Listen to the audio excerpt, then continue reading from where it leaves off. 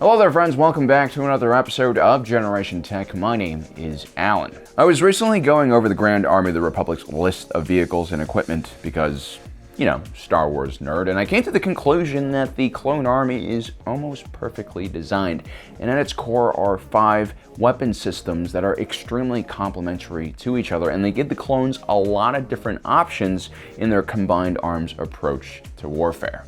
It's actually really beautiful when it all comes together. Let's take a look.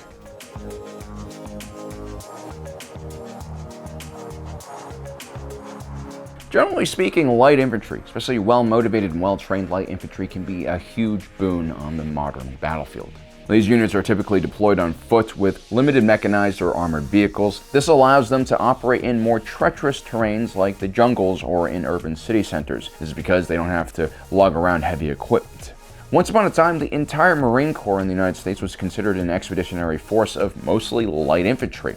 The Ukrainian soldiers we've seen effectively harass Russian tank columns and supply columns are a great example of what a light infantry force can do against poorly coordinated and unsupported armored columns.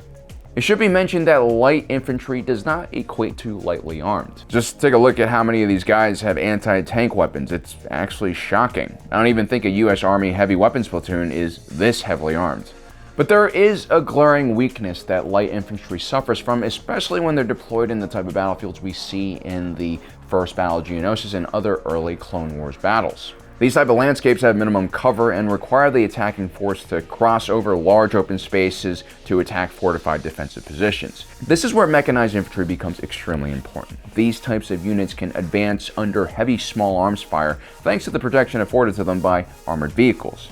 The Grand Army of the Republic, like most modern military forces, heavily relies on these mechanized units. And while they have a huge variety of platforms like the HAVW-A6 Juggernaut and the all-terrain open transports, by far the most commonly used infantry fighting walker was the all-terrain tactical enforcer.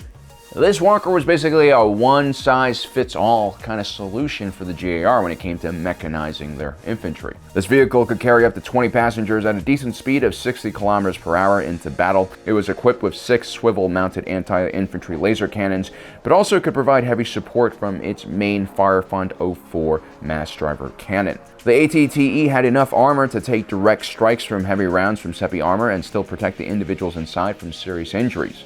Anti-tank missiles were a bigger problem, but hey, let's take a look at what else this thing can do. The ATTE has magnetic clamps on its feet so they could climb up vertical cliffs and even clamp onto the surface of a starship that's in flight. During the Battle of Deveron, several ATTEs were used by Anakin Skywalker to lead an assault from his Venator-class Star Destroyer onto an enemy separatist ship floating alongside it. Very unorthodox and completely unexpected.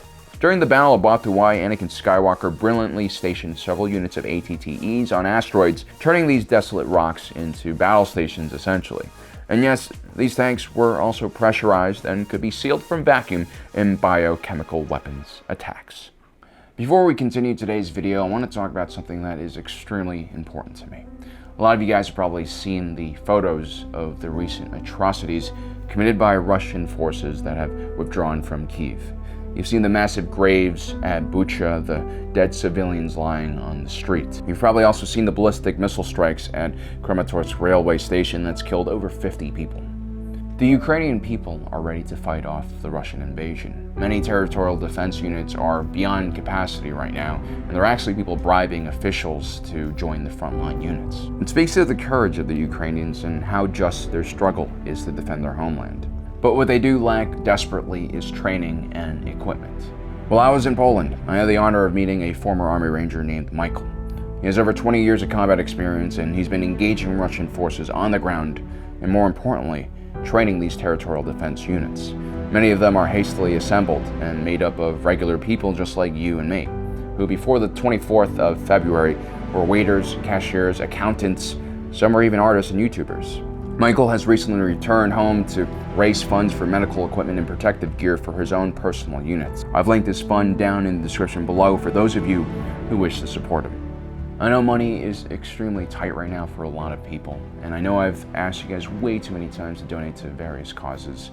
I don't mean to guilt you, and I don't want you guys to donate if you cannot afford it. Please don't. But this is more for the individuals out there who have done well financially, who have more flexibility with their finances. I ask you guys to donate. If not for yourself, for those people who cannot, for all the Ukrainians who have already died because of this illegal invasion. Thank you for your time. On to the rest of the video.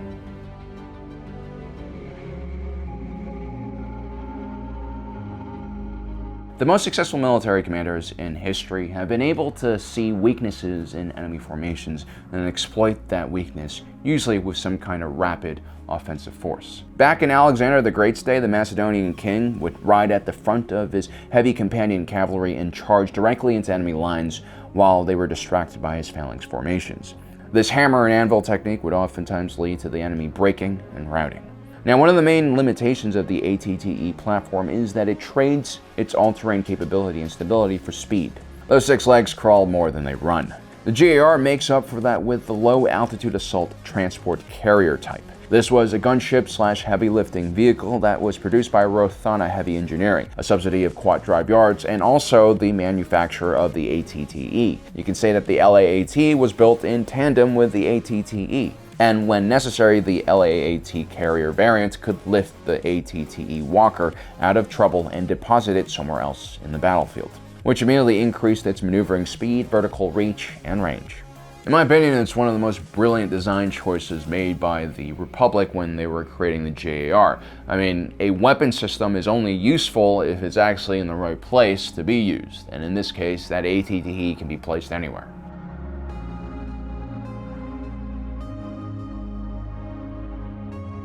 Now, if you need additional light infantry reinforcements on the ground to support your armored units, you have the even faster LAAT infantry variant, which can carry an entire platoon, around 30 clone troopers, into battle. I mean, this is seriously impressive. This gunship is around the same size as a U-wing, if not smaller if you consider its wingspan. And that ship could only carry around 8 soldiers into battle.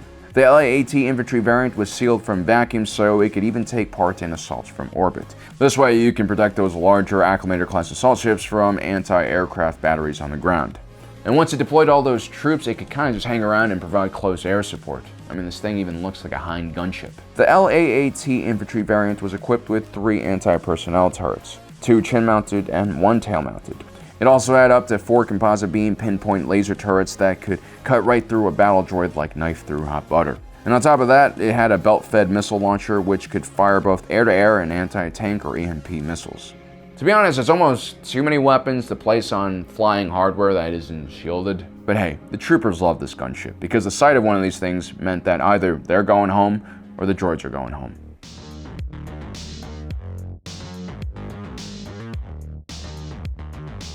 Now, most clone units also had recon squadrons attached to it. These were essentially reconnaissance units that were designed to screen larger formations of units and, if necessary, carry out rapid assaults in the same way that cavalry units in the old days would. These things are relatively difficult to hit because of their speed and ability to jump high into the air. They also have a chin-mounted laser cannon, which can also be switched out for a flamethrower or a rotary blaster cannon, if that's what you feel like using that day. They also have a mortar launcher towards the rear of the Walker. Now, I don't think direct frontal charges with these types of vehicles are actually a good idea.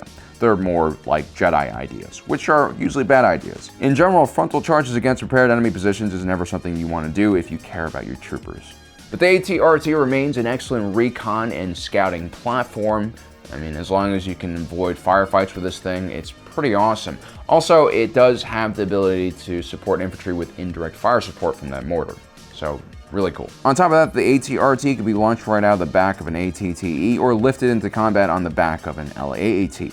It's just another knife sticking out of the Swiss Army knife that is the Clone Army.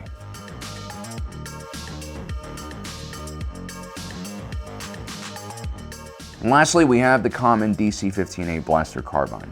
It's the carbine version of the DC-15A blaster rifle that was basically given out to all of the clone troopers at the outset of the war. The DC-15A was an extremely powerful heavy blaster, or as I like to call it, a battle rifle, and it was quite useful on the larger battlefields like Geonosis, where targets could be standing more than a kilometer away. But this was a 1.3 meter long weapon that was extremely heavy and extremely difficult to wield. Even the real-life G3 battle rifle was only 1 meter long, and a lot of infantry soldiers had problems wielding this thing because of its size. The DC-15A was more like the size of a light machine gun from World War II. and it basically was impossible to use in any of the other 4 vehicles that we just mentioned. The DC-15A was also a huge liability in urban combat situations or during boarding operations on ships. The carbine version had less of a punch and a shorter range, but it was also about a third of the size, making it far more practical as a weapon for general infantry, especially mechanized infantry. By the later years of the war, it was actually very uncommon to see the full DC-15A being used by any Republic clone trooper. So there you have it, guys. Those 5 weapon systems are so well put together, and they really do complement each other, and this is why the Republic is always operating extremely efficiently compared to the Separatist droid army that we're fighting. Well, guys, I hope you enjoyed today's episode. Please do check out Michael's fundraiser. I think this is extremely important. If you have the ability to donate, please do. And as usual, my name is Alan, reminding you that my allegiance is to the Republic, to democracy.